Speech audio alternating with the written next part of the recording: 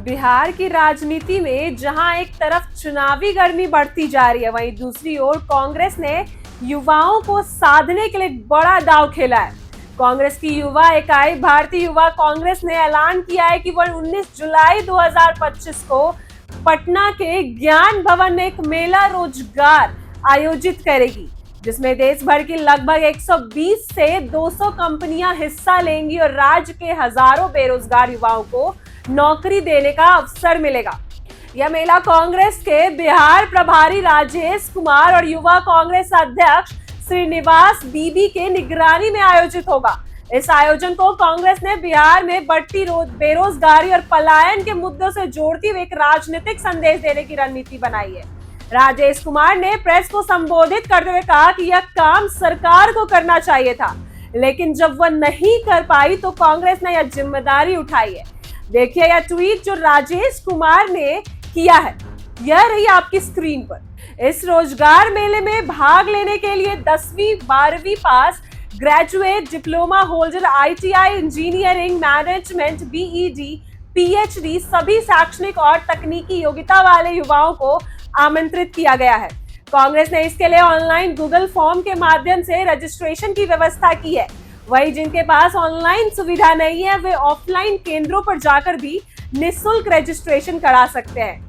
इस मामले में भाग लेने वाली कंपनियों की सूची में टाटा, विप्रो, अमूल, रिलायंस, बिग बाजार, फर्स्ट फ्लाइट, पॉरल, ICICI बैंक जैसी बड़ी कंपनियां शामिल हैं। कांग्रेस का दावा है कि इस आयोजन के जरिए 3000 से 5000 युवाओं को मौके पर ही रोजगार दिया जाएगा, यानी उनका इंटरव्यू और सिलेक्शन उसी दिन ज्ञान भवन परिसर में होगा। इस आयोजन को लेकर कांग्रेस का राजनीतिक उद्देश्य भी अब स्पष्ट है।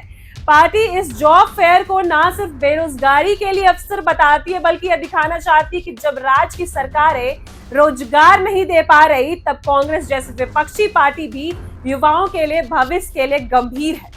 कांग्रेस इसे राहुल गांधी के न्याय और रोजगार गारंटी अभियान से भी जोड़ रही है, जिसे उन्होंने दिल्ली, जयपुर, मध्य प्रदेश और महाराष्ट्र में पहले ही लागू किया था। श्रीनिवास बीबी ने मीडिया से कहा कि यह सिर्फ एक मेला नहीं बल्कि एक जन आंदोलन की शुरुआत है, जहां युवा अपने अधिकार के लिए खड़े हो रहे हैं और कांग्रेस उनके साथ है। उन्होंने यह भी कहा कि यदि जनता 4 कदम चलेगी तो कांग्रेस 15 कदम चलेगी, जो कल तेजस्वी यादव ने भी कहा था। राजनीतिक विश्लेषकों का मानना है कि कांग्रेस इस मामले के जरिए बिहार के युवा मतदाताओं के बीच अपनी पैठ मजबूत करने में लगी है, क्योंकि बेरोजगार राज्य की सबसे बड़ी समस्या में से एक है। पिछले कई वर्षों से नीतीश सरकार रोजगार देने का दावा करके विपक्ष के निशाने पर रही है। अभी हाल ही में बिहार सरकार ने अगले 5 वर्षों में 1 करोड़ रोजगार देने की घोषणा की थी, लेकिन कांग्रेस इसे केवल जुमला बताकर खारिज कर रही है। कांग्रेस के नेताओं का कहना है कि सिर्फ घोषणाएं से रोजगार नहीं मिलती, जमीन पर काम दिखाना चाहिए और रोजगार मेला उसी दिशा का एक ठोस कदम है। बिहार में रोजगारी का स्तर गंभीर है। पढ़े लिखे युवा बड़ी संख्या में दिल्ली, मुंबई, गुजरात जैसे राज्यों में पलायन कर रहे हैं, क्योंकि राज्य में नौकरी नहीं मिल रही। सरकारी भर्तियां वर्षों तक निलंबित रही और जब कई परीक्षा होती है तो पेपर लीक, घोटाला और धांधली के आरोप लगते हैं। ऐसे में कांग्रेस का यह रोजगार मेला युवाओं में न सिर्फ राहत देगा, बल्कि उन्हें यह भी एहसास कराएगा कि उनके भविष्य में बड़े कोई राजनीतिक दल गंभीरता से सोच रहा है। यही नहीं, इस आयोजन के जरिए कांग्रेस का एक नैतिक बढ़त भी मिलेगी, क्योंकि सरकारें यदि बेरोजगारी के मुद्दे पर फेल हो रही और विपक्ष ऐसे योजनाओं पर रहा है तो यह सरकार के लिए भी एक चेतावनी है। इस कार्यक्रम को सोशल मीडिया पोस्टर, स्थानीय कांग्रेस नेताएं, छात्र संगठन और रोजगार सहायक समूह के माध्यम से इस व्यापक रूप में प्रचारित किया जा रहा है। कांग्रेस चाहती है कि ज्यादा से ज्यादा युवा इसमें भाग ले और बिना किसी दलगत भावना के नौकरी प्राप्त करें। पार्टी ने स्पष्ट किया है कि यह मेला सभी के लिए, चाहे वो किसी भी जाति, धर्म, पार्टी, समाज या क्षेत्र से हो। इस समावेश दृष्टिकोण के जरिए कांग्रेस का एक सकारात्मक राजनीतिक संदेश देना चाहती है। राजनीति के जानकारों का मानना है कि बिहार चुनाव में बेरोजगारी सबसे बड़ा मुद्दा है और कांग्रेस इसी कार्ड को प्रमुखता से खेलने की कोशिश कर रही है।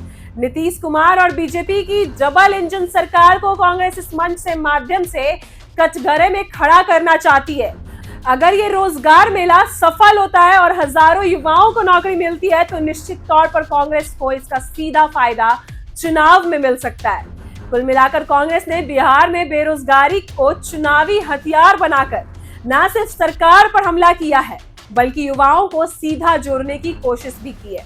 यह जॉब फेयर सिर्फ एक कार्यक्रम नहीं बल्कि एक सामाजिक और राजनीतिक संदेश भी है कि राजनीति सिर्फ वादों और भाषणों से नहीं बल्कि काम करके भी जा सकती है।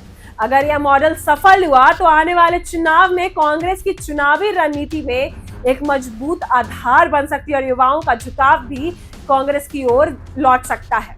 ऐसी ही खबरों के लिए बने रहे हमारे साथ। आप देख रहे हैं इनसाइडर लाइव।